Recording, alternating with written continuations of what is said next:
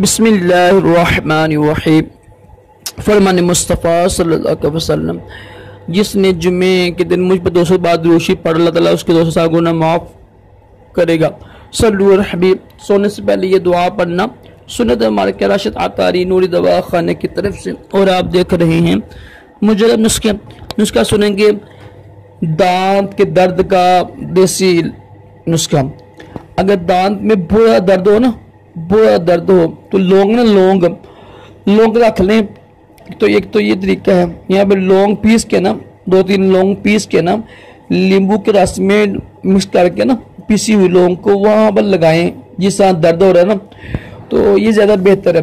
ये अल्हम्दुलिल्लाह इंशाल्लाह 1 मिनटों के अंदर दर्द ठीक हो जाएगा आपका।